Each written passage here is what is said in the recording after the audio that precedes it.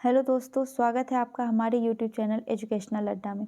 दोस्तों, हम लोग प्लेटफॉर्म के द्वारा लाया गया प्रैक्टिस सेट को देख रहे थे, जिसमें से हम लोगों ने सेट नंबर 9 तक कवर किया। आज के सेट में हम लोग सेट नंबर 10 को देखेंगे। अगर आपने पहले के सेट को नहीं देखा है तो उसे ज़रूर से देख लें, क्योंकि आने वाले एग्ज़ाम जो कि 17 दिसंबर को दरोगा का एग्ज़ाम होने वाला है, उसके लिए काफ़ी महत्वपूर्ण है। तो उसे देख लें, और अगर आप हमारे चैनल पर नए हैं तो सब्सक्राइब कर लें और अपने दोस्तों के साथ शेयर करें। चलिए स्टार्ट करते हैं आज के सेशन को। पहला क्वेश्चन है, नीचे दिए गए कथन पढ़िए और सही विकल्प का चयन कीजिए। अभिकारक ए है, कुछ जलीय पौधे जलोद्भिद की पत्तियों पर मोम की परत होती है।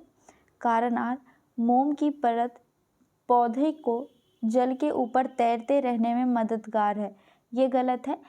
मोम की परत जो है वो पौधे को तैरने में मदद नहीं करती है, जबकि पौधे की जो पत्तियां होती हैं उस पर पानी को चिपकने से रोकती है। तो इसका सही आंसर ऑप्शन नंबर सी हो जाएगा। ए सही है लेकिन आर गलत है।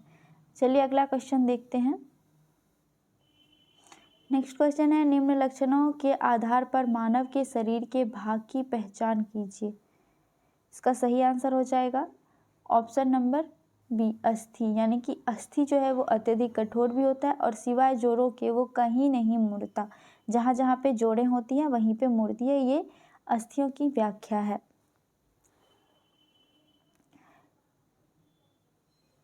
अगला क्वेश्चन है, शीशे के संचयन वाले सेल में किस अम्ल का प्रयोग होता है? तो इसका सही आंसर ऑप्शन नंबर डी हो जाएगा। सल्फ्यूरिक एसिड का प्रयोग होता है शीशे के संचयन में। आपको बता दें दोस्तों, शीशा संचयन में हाइड्रोजन कैथोड जबकि ऑक्सीजन जो है वो एनोड पर जमा होती है। तो इसको ध्यान रखिएगा। चलिए अगला क्वेश्चन देखते हैं। किस गैस को द्रव में बदलने के लिए सबसे सरल विधि की स्थिति में होती है? तो इसका सही आंसर ऑप्शन नंबर ए हो जाएगा। कम तापमान और उच्च दाब पर ये पॉसिबल होता है। आपसे अगर पूछा जाए कि गैस का आदर्श व्यवहार जो है वो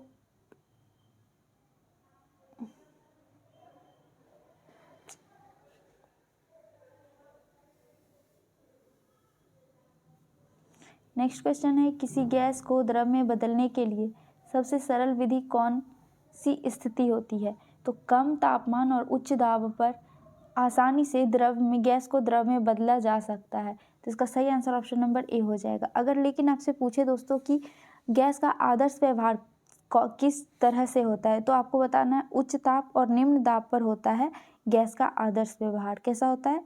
उच्च ताप होना चाहिए, उच्च ताप और निम्न दाब।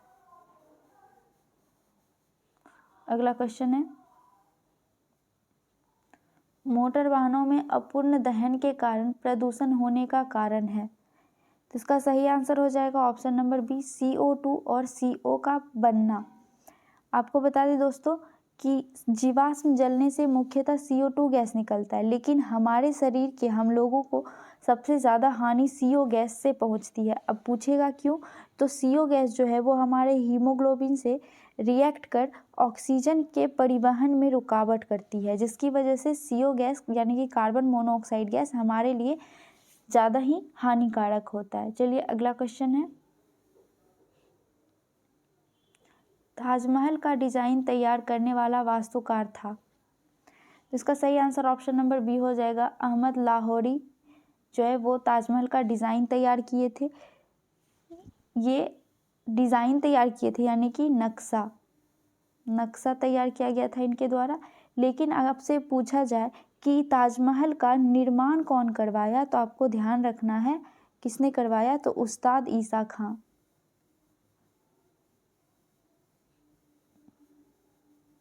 उस्ताद ईसा खां करके ध्यान रखना है। चलिए अगला क्वेश्चन देखते हैं। सेल की स्थापना कब की गई थी? इसका सही आंसर हो जाएगा ऑप्शन नंबर ए, 1973 ईस्वी में सेल की स्थापना की गई थी। अगला क्वेश्चन है,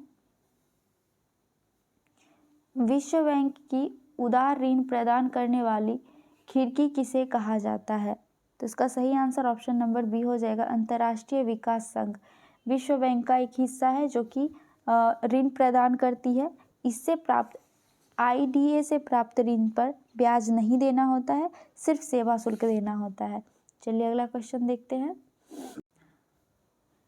किस समिति ने कृषि जोतों पर कर लगाने की संस्तुति की थी?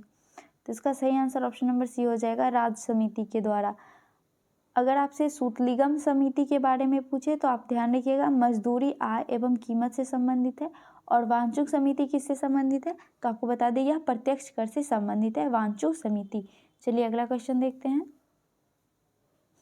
वर्ष 2011 की जनगणना के अनुसार सर्वाधिक दशकीय वृद्धि किस राज्य में हुई थी?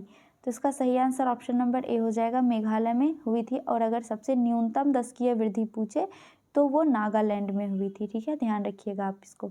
चलिए अगला क्वेश्चन देखते हैं।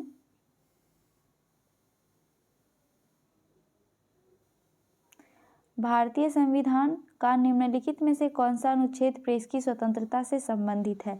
तो प्रेस की स्वतंत्रता से संबंधित है अनुच्छेद 19 ए का क से, ए का क। ध्यान रखिएगा, अनुच्छेद 19 में 6 प्रकार की स्वतंत्रता का बात कहा गया है। ऐसे 7 प्रकार की थी, लेकिन 7वें में संपत्ति का अधिकार था, जिसको हटाकर अभी कानूनी अधिकार कर दिया गया है, इसलिए इसमें भी 6 अधिकार है।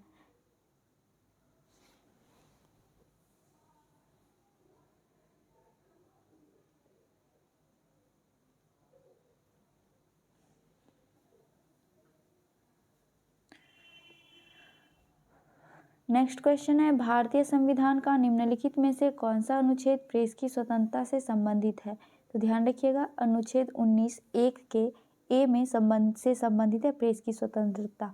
डायरेक्ट आपको बता दें दोस्तों, प्रेस की स्वतंत्रता की व्याख्या नहीं की गई है, इसमें कहा गया है वाक्य एवं अभिव्यक्ति की स्वतंत्रता, जिसे प्रेस की स्वतंत्रता भी कहा जाता है। तो इसका सही आंसर ऑप्शन नंबर ए हो जाएगा। आपको बता दें, अनुच्छेद 21 में प्राण एवं दैहिक स्वतंत्रता की बात कही गई है। अनुच्छेद 22 में कुछ दशाओं में गिरफ्तारी एवं निरोध से संरक्षण की बात कही गई है। और अनुच्छेद 20 में जो है दोष सिद्धि तक संरक्षण देने की बात कही गई है। अगला क्वेश्चन देखते हैं। राष्ट्रपति का अभिभाषण कौन तैयार करता है? तो इसका सही आंसर हो जाएगा ऑप्शन नंबर डी, केंद्रीय मंत्रिमंडल के द्वारा राष्ट्रपति का अभिभाषण तैयार किया जाता है। आपसे पूछे कि राष्ट्रपति का अभिभाषण होता क्या है, तो आपको ध्यान रखना है कि इस अभिभाषण में सरकार की नीति एवं देश की स्थिति की व्याख्या की जाती है। चलिए अगला क्वेश्चन देखते हैं। भारत में लोकपाल के पद का सृजन निम्नलिखित में से किसके सुझाव पर किया गया? तो इसका सही आंसर हो जाएगा ऑप्शन नंबर सी, प्रशासनिक सुधार आयोग के द्वारा किया गया। लोकपाल के लिए जो है दोस्तों सर्वप्रथम संसद में विधेयक 1968 ईस्वी में लाया गया था। ध्यान रखिएगा, ये 1968 ईस्वी में। चलिए अगला क्वेश्चन देखते हैं। भारत का सॉलिसिटर जनरल होता है, इसका सही आंसर हो जाएगा ऑप्शन नंबर डी, राष्ट्रपति को सलाह देने के लिए एक कानूनी अधिकारी होता है सॉलिसिटर जनरल, यानी कि महान्यायवादी। और इसकी चर्चा किस में है? तो इसकी चर्चा आर्टिकल 76 में की गई है। आपको बता दें दोस्तों कि महान्यायवादी राष्ट्रपति के प्रसाद पर्यंत होता है। ये इसे जब चाहे राष्ट्रपति हटा सकते हैं, इसे कोई भी वेतन नहीं दिया जाता है। और राष्ट्रपति यानी सॉलिसिटर जनरल जो है, सॉलिसिटर जनरल सदन में भाग ले सकता है, किसी भी सदन में भाग ले सकता है, लेकिन उसे वोट डालने की अनुमति नहीं है। चलिए अगला क्वेश्चन देखते हैं। निम्नलिखित में से किसकी तुलना मैकियावेली के प्रिंस से की जा सकती है? तो इसका सही आंसर ऑप्शन नंबर बी हो जाएगा, कौटिल्य का अर्थशास्त्र से मैकियावेली की प्रिंस की तुलना की जाती है। कौटिल्य का अर्थशास्त्र किससे संबंधित है दोस्तों? तो ध्यान रखिएगा, राजनीतिक सिद्धांत पर आधारित है। चलिए अगला क्वेश्चन देखते हैं। किस संवैधानिक संशोधन विधेयक द्वारा लोकसभा के कार्यकाल को 6 वर्षों से 5 वर्ष कर दिया गया? तो ये 44वें संविधान संशोधन 1978 ईस्वी के तहत किया गया, 1978 ईस्वी के तहत, जिसमें लोकसभा का कार्यकाल 6 साल से घटाकर 5 साल कर दिया गया था। अब सिर्फ आपके मन में ये क्वेश्चन आया होगा कि 6 साल किस संविधान संशोधन के द्वारा किया गया। पहले 5 साल था, फिर 6 साल कर दिया गया, वापस से 5 साल किया गया। तो ये 6 साल का कार्यकाल जो है 42वें संविधान संशोधन 1976 ईस्वी में किया गया। उसे सुधार कर 1978 ईस्वी में वापस से 5 वर्ष कर दिया गया। चलिए अगला क्वेश्चन देखते हैं। मुगल काल का प्रसिद्ध चित्र साइबेरियाई सारस का चित्रण किसने किया था? ये तो आप सबको पता ही होगा, ये मंसूर के द्वारा किया गया था। इसका सही आंसर ऑप्शन नंबर सी हो जाएगा। मंसूर जो है वो जहांगीर के शासनकाल में था। अबुल हसन भी जहांगीर के शासनकाल में था, जबकि दसवंत और वसावन ये दोनों अकबर के टाइम पे था। ये चारों चित्रकार हैं। और आपको बता दें कि मंसूर को जहांगीर के द्वारा नादिर उल अश्र का उपाधि दिया गया था, जबकि अबुल हसन को जहांगीर के द्वारा नादिर जम्मा की उपाधि दिया गया था। को ध्यान रखना है। चलिए अगला क्वेश्चन देखते हैं। कौन पातशाहनामा का लेखक था? इसका सही आंसर ऑप्शन नंबर बी हो जाएगा। अब्दुल हमीद लाहौरी जो है वो पातशाहनामा का लेखक है। आप पूछिएगा कि ये पातशाहनामा है क्या, तो आपको बता दें पातशाहनामा में किसकी चर्चा की गई है। तो शाहजहां के काल में जो अकाल पड़ा था, उस समय बादशाह के द्वारा किए गए सहयोग की चर्चा का वर्णन किया गया है इस पातशाहनामा में। चलिए अगला क्वेश्चन देखते हैं। कौन सी सूफी संप्रदाय बिहार में लोकप्रिय था? तो आपको बता दें फिरदौसी संप्रदाय जो है वो लोकप्रिय था बिहार में। इसका सही आंसर ऑप्शन नंबर ए हो जाएगा। अगला क्वेश्चन है, हिंदू मनसबदारों का अनुपात सबसे अधिक किस सम्राट के काल में था? तो ये औरंगजेब के काल में सबसे ज़्यादा हिंदू मनसबदार थे। आपको बता दें दोस्तों कि मनसबदारी प्रणाली का प्रारंभ अकबर के टाइम पे किया गया, अकबर के द्वारा किया गया था मनसबदारी प्रणाली का प्रारंभ। अगला क्वेश्चन है, मध्यकालीन भक्ति आंदोलन का जन्मदाता किसे माना जाता है? तो ये रामानुजाचार्य को माना जाता है। इसका सही आंसर ऑप्शन नंबर सी हो जाएगा। अगला क्वेश्चन है, निम्नलिखित में से किसके शासनकाल में चंगेज खान ने भारत पर आक्रमण का खतरा था? तो इसका सही आंसर हो जाएगा ऑप्शन नंबर बी, इल्तुतमिश के शासनकाल में चंगेज खां का भारत पर आक्रमण का खतरा था। अब पूछिएगा कि ये खतरा क्यों था, तो आपको बता देते हैं। इल्तुतमिश के समय चंगेज खां फारस के युवराज जलालुद्दीन मंगूबर्नी के का पीछा करते हुए सिंध के क्षेत्र तक आ पहुंचा था। इल्तुतमिश से मंगेशबर्नी जो है वो मदद मांगने आया, लेकिन इल्तुतमिश ने उसे सहायता करने से मना कर दिया, जिसकी वजह से चंगेज खां से जो संभावित खतरा था उससे इल्तुतमिश बच गए। तो इसलिए इसका सही आंसर ऑप्शन नंबर बी हो जाएगा। चलिए अगला क्वेश्चन देखते हैं। एलोरा के प्रसिद्ध कैलाश मंदिर का निर्माण किस राष्ट्रकूट शासक ने करवाया था? तो इसका सही आंसर ऑप्शन नंबर डी हो जाएगा। कृष्ण प्रथम के द्वारा करवाया गया था एलोरा के प्रसिद्ध कैलाश मंदिर का निर्माण। आपको बता दें दोस्तों, कैलाश मंदिर जो है वो भारत का सबसे बड़ा गुफा मंदिर है। चलिए अगला क्वेश्चन देखते हैं। अगला क्वेश्चन, निम्नलिखित विद्वानों में से कौन सा सर्वप्रथम भारत आया था? तो ऑप्शन के हिसाब से फाहियान सबसे पहले भारत आया था। कब आया था? तो 399 ईस्वी में। 399 ईस्वी में ये भारत आया था। इब्न बतूता की बात करें तो ये 1333 ईस्वी में भारत आया था। अगर वेनसांग की बात करें तो 629 ईस्वी में भारत आए थे। और अगर मार्को पोलो की बात करें तो ये 13वीं शताब्दी में भारत आए थे। चलिए अगला क्वेश्चन देखते हैं।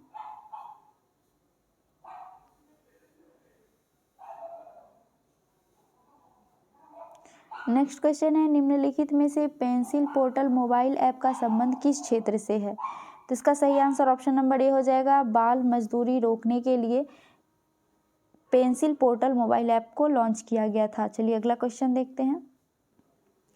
सन 1905 में बंगाल के विभाजन की घोषणा निम्नलिखित में से किस कारण से की गई थी?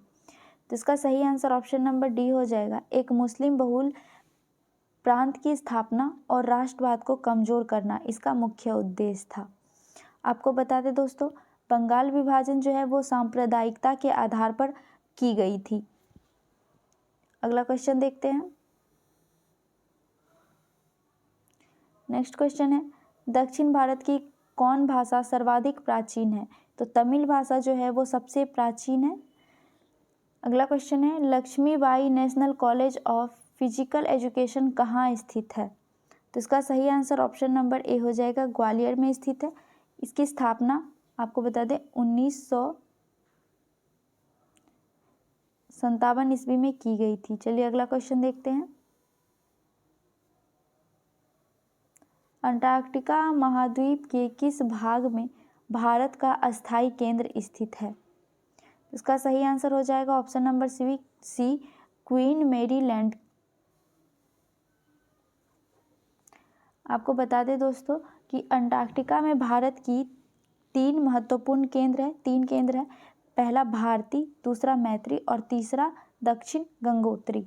अगला क्वेश्चन देखते हैं, निम्नलिखित में से कौन दर्रा श्रीनगर लेह राजमार्ग को जोड़ता है?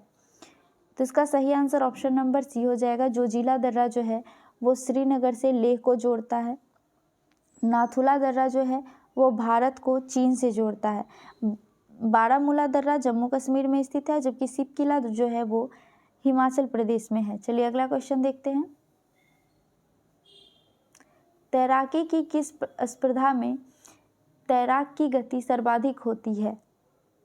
तो फ्री स्टाइल के टाइम तैराकी गति सर्वाधिक होती है। इसका सही आंसर ऑप्शन नंबर ए हो जाएगा। चलिए अगला क्वेश्चन देखते हैं, किस राज्य का सचिवालय भवन राइटर्स बिल्डिंग्स के नाम से जाना जाता है? तो इसका सही आंसर ऑप्शन नंबर सी हो जाएगा, पश्चिम बंगाल। राइटर्स बिल्डिंग पूछे कि कब स्थापित हुआ, तो आपको बता दें ये 1777 ईस्वी में वॉरेन हेस्टिंग्स के टाइम पे इसे स्थापित किया गया था। चलिए अगला क्वेश्चन देखते हैं, निम्न में से कौन दमन और द्वीप को अलग करती है? तो खंबात की खाड़ी दमन एवं द्वीप को अलग करती है। अगला क्वेश्चन है, रक्त का कौन सा घटक शरीर के अंगों को ऑक्सीजन पहुंचाता है? तो इसका सही आंसर ऑप्शन नंबर डी हो जाएगा, आरबीसी के द्वारा हमारे पूरे शरीर में ऑक्सीजन का परिवहन होता है। अगला क्वेश्चन है, प्रकाश संश्लेषण कहाँ होता है? तो इसका सही आंसर ऑप्शन नंबर बी हो जाएगा, क्लोरोप्लास्ट में प्रकाश संश्लेषण की प्रक्रिया होती है और क्लोरोप्लास्ट जो है वो पत्तियों में होती हैं। अगला क्वेश्चन है, कोहरा बनता है? तो इसका सही आंसर ऑप्शन नंबर ए हो जाएगा, सतह पर या सतह के समीप तापमान में वृद्धि होती है तो कोहरा का निर्माण होता है। अब पूछे कि कोहरा होता क्या है, तो बता दें, जब वायुमंडल की निचली परत में एकत्रित धूल कण के ऊपर जल का संघनन होता है, जल संघनित होता है तो उससे कोहरा का निर्माण होता है। अगला क्वेश्चन है, कहाँ की संसद का नाम नेशनल कांग्रेस है? तो इसका सही आंसर हो जाएगा ऑप्शन नंबर बी, ब्राज़ील। अगला क्वेश्चन है, वंदे मातरम का प्रथम संपादक थे? तो प्रथम संपादक अरविंदो घोष थे। इसका सही आंसर ऑप्शन नंबर बी हो जाएगा। लेकिन अगर आपसे पूछे वंदे मातरम लिया कहाँ से गया है, तो ध्यान रखिएगा, वंदे मातरम को आनंद मठ से लिया गया है और आनंद मठ के रचयिता बंकिम चंद्र चटर्जी हैं। अगला क्वेश्चन है, विश्व पर्यावरण दिवस है तो 5 जून को हम लोग विश्व पर्यावरण दिवस के रूप में मनाते हैं और 11 जुलाई को विश्व जनसंख्या दिवस के रूप में। अगला क्वेश्चन है, भारत का कुल क्षेत्रफल है? तो इसका सही आंसर ऑप्शन नंबर बी हो जाएगा, 32,87,263 वर्ग किलोमीटर। अगला क्वेश्चन है, निम्नलिखित युग्मों में से कौन सा एक सुमेलित नहीं है? तो इसका सही आंसर ऑप्शन नंबर बी हो जाएगा, सर टॉमस रो जो है ये जहांगीर के टाइम पे आया था, अकबर के समय पे नहीं आए थे। तो इसका सही, इस सुमेलित नहीं है पूछ रहा, तो सही आंसर ऑप्शन नंबर बी हो जाएगा। जबकि विलियम हॉकिंस जहांगीर के टाइम पे, ट्रेवेनियर शाहजहां और मनुची जो है वो औरंगजेब के समय पे आया था। अगला क्वेश्चन है, भारत में वित्तीय आयोग का प्रमुख कार्य है? तो इसका सही आंसर ऑप्शन नंबर ए हो जाएगा, केंद्र तथा राज्य के बीच राजस्व का वितरण। अगला क्वेश्चन देखते हैं, अंतर्राष्ट्रीय संधि को भारत के किसी भाग अथवा संपूर्ण भारत में लागू करने के लिए संसद को कोई भी कानून बना सकती है। तो ये बिना किसी राज्य की सहमति के वो कोई भी कानून बना सकती है। इसका सही आंसर ऑप्शन नंबर डी होगा। अगला क्वेश्चन है, निम्नलिखित में से किसको प्रशांत महासागर का चौराहा के उपनाम से जाना जाता है? इसका सही आंसर ऑप्शन नंबर डी हो जाएगा, हवाई द्वीप। प्रशांत महासागर के चौराहा के रूप में हवाई द्वीप को जानते हैं। प्रशांत महासागर दोस्तों विश्व का सबसे बड़ा महासागर है और प्रशांत महासागर की जो गर्त है मैरीना ट्रंच, वो सबसे गहरी गर्त है। अगला क्वेश्चन है, no one is too smile to make a difference शीर्षक पुस्तक किसकी नव प्रकाशित रचना है?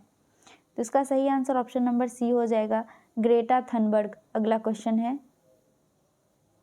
जब आप इंद्रधनुष देख रहे होते हैं तो सूर्य कहाँ होती है? इसका सही आंसर ऑप्शन नंबर ए हो जाएगा, हमारे पीठ पीछे।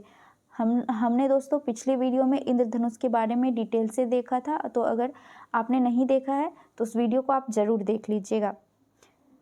चलिए अगला क्वेश्चन देखते हैं। अगला क्वेश्चन है, टिटनेस के रोग को इस नाम से भी जाना जाता है। तो इसका सही आंसर ऑप्शन नंबर डी हो जाएगा, लॉकजॉ के नाम से भी जानते हैं टिटनेस को। आपको बता दें दोस्तों, टिटनेस के उपचार में पेनिसिलिन प्रतिजैविक का उपयोग किया जाता है। अगला क्वेश्चन है, निम्न में से कौन सी परिघटना गुरुत्वाकर्षण बल के आधार पर समझाई नहीं जा सकती? तो इसका सही आंसर ऑप्शन नंबर डी हो जाएगा, ग्रहण का होना। ग्रहण का होना गुरुत्वाकर्षण बल के आधार पर नहीं होता, बल्कि यह प्रकाश की सीधी रेखा में गमन तथा छाया निर्माण की प्रतिक्रिया है, ग्रहण लगना। चलिए अगला क्वेश्चन देखते हैं।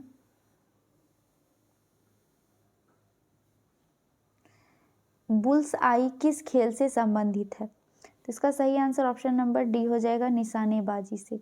अगला क्वेश्चन है, राइट्स न्यूज एजेंसी है, तो ये ब्रिटेन की न्यूज एजेंसी है राइटर्स। इसका सही आंसर ऑप्शन नंबर बी हो जाएगा। अगला क्वेश्चन है, स्थगन प्रस्ताव का उद्देश्य होता है? तो स्थगन प्रस्ताव का उद्देश्य होता है सदन का ध्यान अत्यधिक आवश्यक लोक महत्व के मामले पर आकर्षित करना। इसका सही आंसर ऑप्शन नंबर सी हो जाएगा। अगला क्वेश्चन है, राज्य की कार्यपालिका शक्ति निहित होती है। तो राज्य की जो कार्यपालिका शक्ति है वो राज्यपाल में निहित होती है, लेकिन आपको बता दें कार्यपालिका जो है वो कार्यपालिका की वास्तविक प्रधान सीएम होते हैं।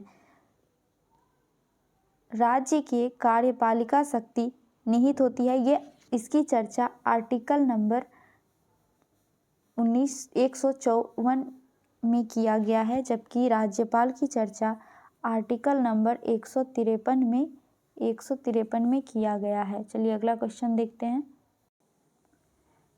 किस राज्य में उसके कुल जनसंख्या के लगभग 58% युवा हैं, जनसंख्या 2011 के अनुसार? तो इसका सही आंसर ऑप्शन नंबर ए हो जाएगा, बिहार का 58% भाग जो है वो युवा है। अगला क्वेश्चन है, भारतीय cricket control board BCCI NADA के दायरे में आने के लिए तैयार हो गया है। NADA का वास्तविक रूप क्या है? इसका सही आंसर ऑप्शन नंबर बी हो जाएगा, नेशनल एंटी डोपिंग एजेंसी। अगला क्वेश्चन है, जब दिन रात बराबर होती है अर्थात 21 मार्च और 23 सितंबर को तथा सूर्य भूमध्य रेखा पर लंबवत होती है तो उसे क्या कहते हैं? तो उसे इक्विनॉक्स कहते हैं। इसका सही आंसर ऑप्शन नंबर ए हो जाएगा। आपको बता दें दोस्तों, 21 मार्च को वसंत विषुव, जबकि 23 सितंबर को शरद विषुव के रूप में हम लोग जानते हैं। आपको बता दें 21 जून को कर्क रेखा पर सूर्य सीधी रेखा में होती है, और जबकि 22 दिसंबर को सीधी मकर रेखा पर सूर्य चमकती है। चलिए अगला क्वेश्चन देखते हैं। नेक्स्ट क्वेश्चन है, कौन सा कथन गलत है? प्रत्येक टीम में खिलाड़ियों की संख्या, तो क्रिकेट और हॉकी और फुटबॉल में 11, खो खो में 9, कबड्डी में 8 नहीं 7 होता है और वॉलीबॉल में 6। तो इसका सही आंसर ऑप्शन नंबर सी हो जाएगा। अगला क्वेश्चन मैथ का है, हम आंसर बता देते हैं, आप इसको सॉल्व कर लीजिएगा। इसका सही आंसर ऑप्शन नंबर ए हो जाएगा। अगला क्वेश्चन है, यदि हम भूमध्य रेखा से ध्रुव पर जाते हैं तो जी यानी गुरुत्वाकर्षण का मान पर क्या प्रभाव पड़ेगा। तो जब हम भूमध्य रेखा से ध्रुव की ओर जाएंगे तो गुरुत्वाकर्षण का मान बढ़ेगा। इसका सही आंसर ऑप्शन नंबर ए हो जाएगा। आपको बता दें दोस्तों, गुरुत्वाकर्षण का सर्वाधिक मान, जी का सर्वाधिक मान ध्रुव पर होता है। अगला क्वेश्चन है, तापमान को 0 डिग्री सेल्सियस से कम करने के लिए बर्फ में मिलाया जाने वाला पदार्थ है। तो इसका सही आंसर ऑप्शन नंबर ए हो जाएगा, सोडियम क्लोराइड। अगला क्वेश्चन है, कॉन्टैक्ट प्रक्रिया में सल्फर डाइऑक्साइड को सल्फर ट्राइऑक्साइड में परिवर्तन करने की अभिक्रिया कहलाती है। तो ये ऊष्माक्षेपी कहलाती है। इसका सही आंसर ऑप्शन नंबर सी हो जाएगा। अगला क्वेश्चन है, पहचानिए कि निम्न में से कौन से परिवर्तन रासायनिक परिवर्तन है। तो चांदी के कप का बदरंग होना ये रासायनिक परिवर्तन है। नेफ्थलीन के पिंड का ऊर्ध्वापातन ये भौतिक परिवर्तन है। नेफ्थलीन को हम वापस नेफ्थलीन जब ऊर्ध्वापातित हो जाता है तो उसे हम पुनः नेफ्थलीन के रूप में कन्वर्ट कर सकते हैं। अगला है जल का विद्युत अपघटन, ये भी रासायनिक परिवर्तन है।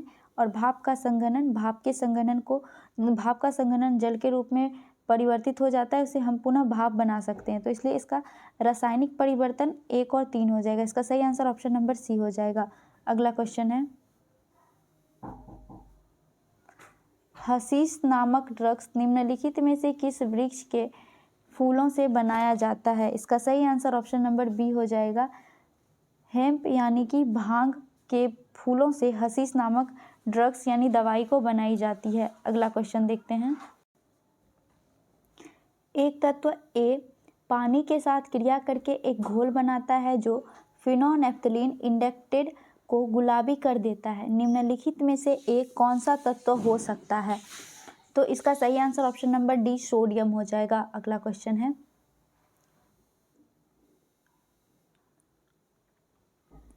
जीवाणु में गुणसूत्र की संख्या निम्नलिखित होती है। तो इसका सही आंसर ऑप्शन नंबर ए हो जाएगा 1। जीवाणु में एक गुणसूत्र होती है। आपको बता दें दोस्तों, जीवाणु जो है वो मोनेरा वर्ग के अंतर्गत आता है। अगला क्वेश्चन है, निम्नलिखित पादप अंगों में सामान्यतः श्वसन अंग कौन सा है। तो इसका सही आंसर ऑप्शन नंबर बी हो जाएगा पत्ती।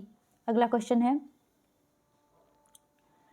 प्रकाश का रंग निश्चित किया जाता है उसके किस चीज से। तो प्रकाश का रंग उसके तरंगदैर्घ्य से निश्चित किया जाता है। इसका सही आंसर ऑप्शन नंबर सी हो जाएगा। अगला क्वेश्चन है, एक समतल दर्पण की वक्रता त्रिज्या है।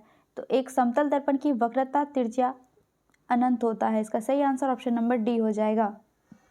अगला क्वेश्चन है,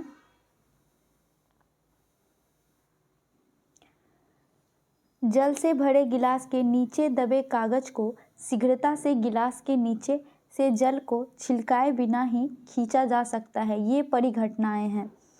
तो ये जड़त्व के गुण के कारण होती है, ये जड़त्व के गुण को दर्शाती है। इसका सही आंसर ऑप्शन नंबर सी हो जाएगा। अगला क्वेश्चन है,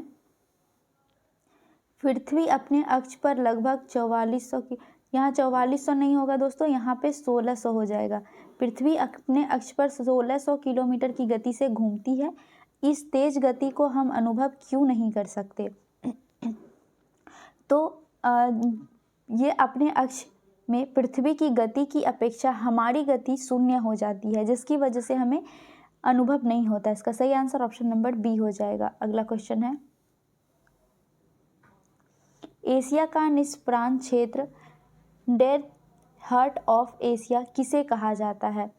तो ये पामीर के क्षेत्र को कहा जाता है। इसका सही आंसर ऑप्शन नंबर सी हो जाएगा।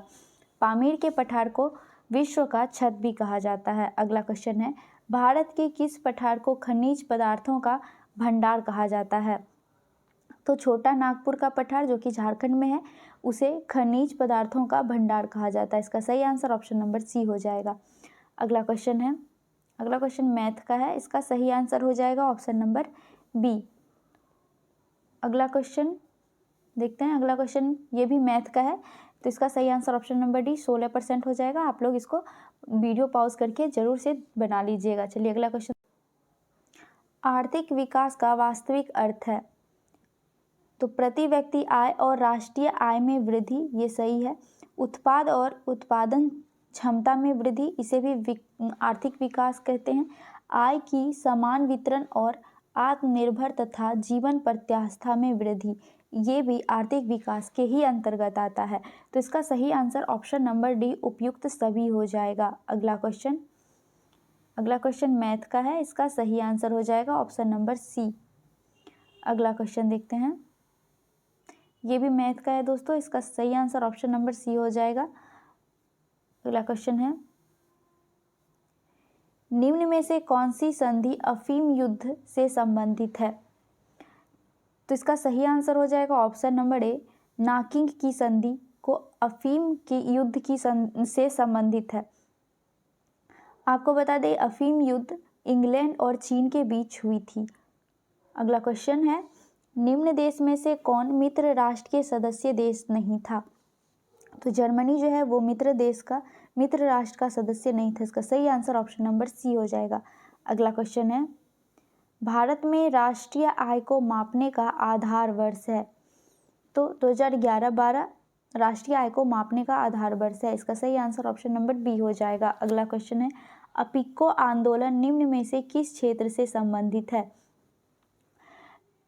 तो इसका सही आंसर हो जाएगा ऑप्शन नंबर बी, दक्षिण भारत से संबंधित है अपिको आंदोलन। आपको बता दें दोस्तों, अपिको आंदोलन जो है वो चिपको आंदोलन के ही समान है।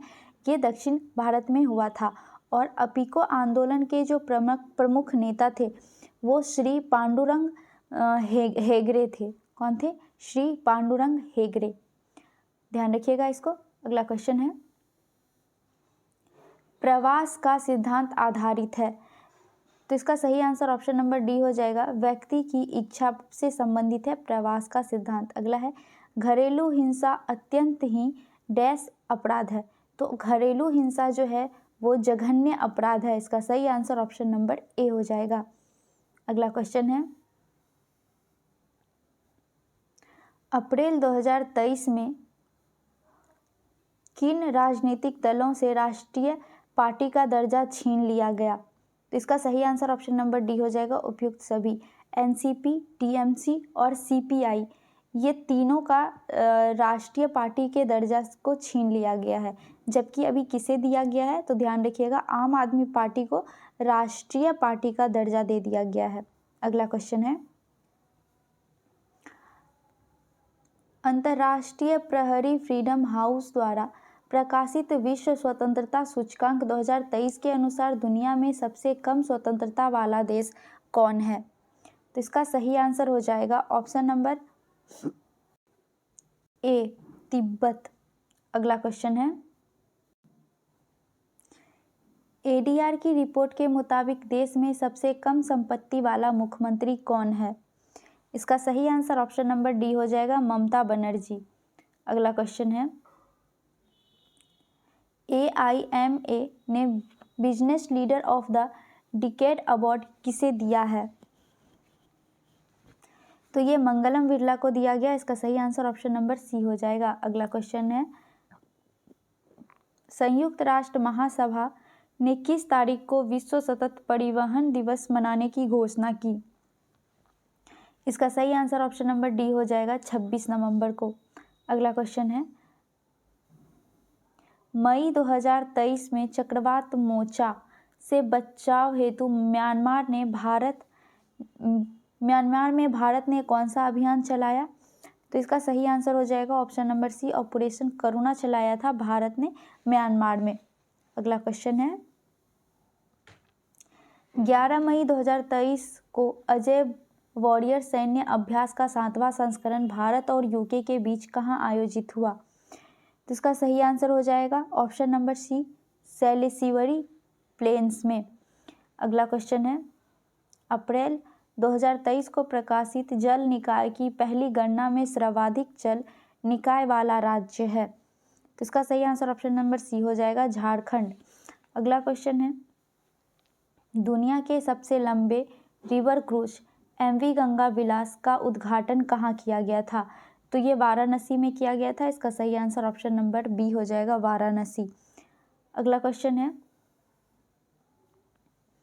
भारत का पहला ड्रोन परीक्षण केंद्र कहाँ स्थापित किए जाने की घोषणा की गई है? इसका सही आंसर ऑप्शन नंबर डी हो जाएगा, तमिलनाडु में पहला ड्रोन परीक्षण केंद्र स्थापित किया जाएगा। अगला क्वेश्चन है, मई 2023 में IPL इतिहास के सबसे तेज अर्धशतक किसने बनाया था?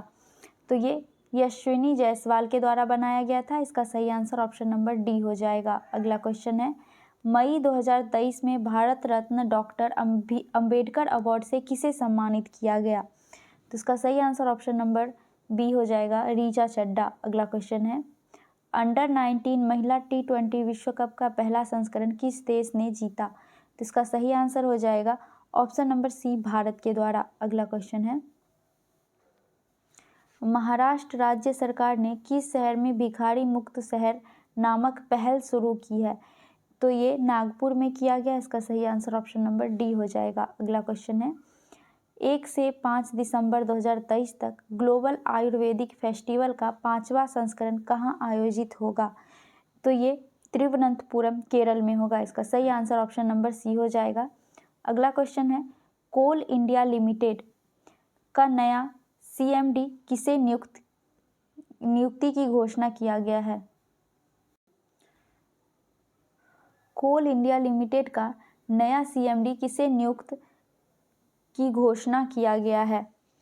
इसका सही आंसर ऑप्शन नंबर बी हो जाएगा, पोल्लावरपु मल्लिकार्जुना प्रसाद।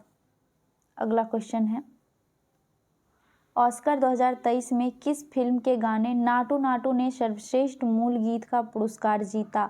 तो ये RRR फिल्म का सॉन्ग है नाटू नाटू। इसका सही आंसर ऑप्शन नंबर ए हो जाएगा। अगला क्वेश्चन है, भारतीय क्रिकेट टीम का नया किट स्पॉन्सर किस कंपनी को बनाने की घोषणा की गई है? तो ये एडिडास को बनाने की घोषणा की गई। इसका सही आंसर ऑप्शन नंबर बी हो जाएगा। तो दोस्तों, हमारा आज का सेशन यहीं तक था। वीडियो कैसी लगी कमेंट करके ज़रूर बताइएगा। अगर आप हमारे चैनल पे नए हैं तो सब्सक्राइब कीजिए, अपने दोस्तों में शेयर कीजिए। मिलते हैं नेक्स्ट वीडियो में, तब तक के लिए जय हिंद।